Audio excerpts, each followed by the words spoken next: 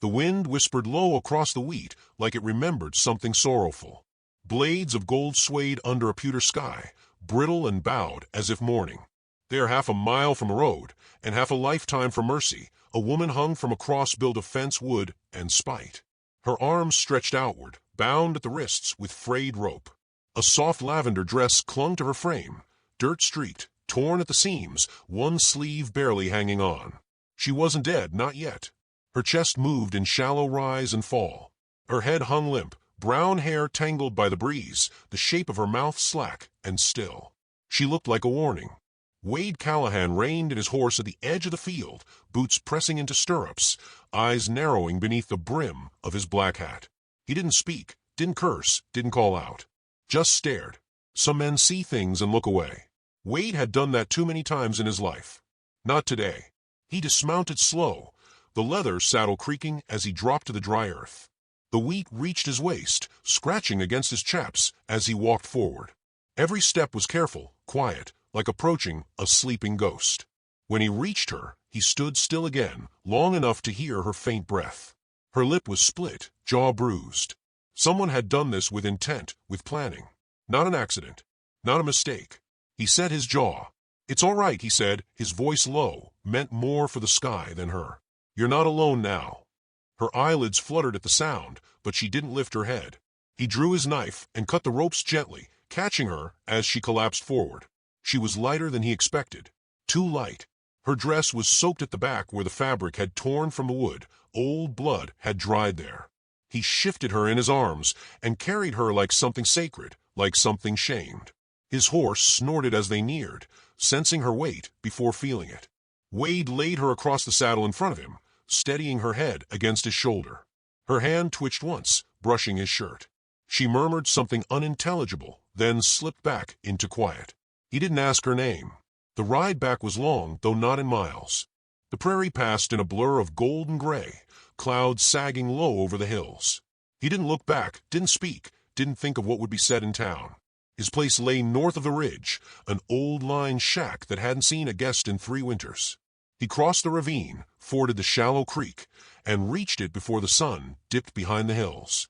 Inside, the cabin smelled of pine wood and old tobacco. He laid her on the cot by the window, drew the heavy blanket up to her chin, then knelt beside her with a wet cloth. She stirred again as he dabbed at the dried blood on her cheek. "Easy now," he said, softer this time.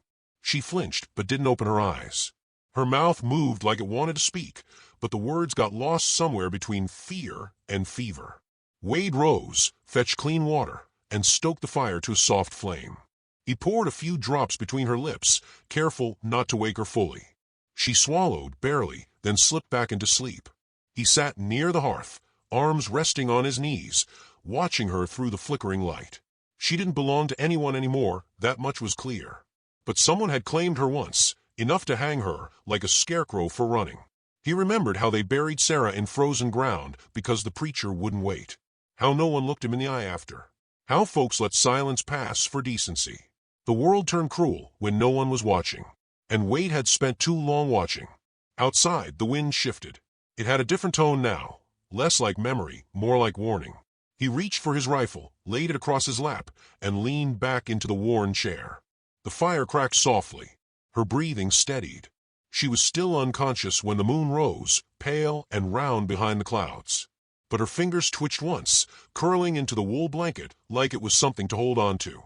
Something worth staying for. Wade didn't sleep. Not yet. He kept his eyes on her, this woman pulled from the wheat like a forgotten him, wondering who had strung her up and why no one came looking. And outside, beyond the hills, someone surely would. Etta woke to the scent of smoke and pine, her body wrapped in warmth that felt foreign, undeserved. The ache in her limbs reminded her of every knot in the rope, every splinter of wood against her back. Her eyes opened slow, wary. She didn't know the cabin, but the man by the fire was the same one who'd pulled her from the field. He hadn't shaved. His shirt hung loose, blue plaid faded with sun and sorrow. He didn't look at her, just poured water into a tin cup and held it out without a word. She took it, hands trembling. "You didn't have to bring me here," she rasped. "I know," Wade said. That was all. She sipped slow, tasted tin and river, and the faint kindness of being alive. He didn't ask her name. She didn't offer it. Words still hurt more than silence. Later, he rode into town, left her with the rifle leaning by the door and a loaf of dry bread on the table. The silence stretched, creaking like old floorboards.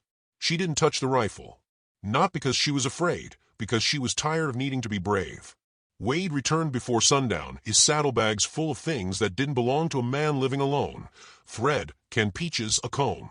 He didn't explain. She didn't ask.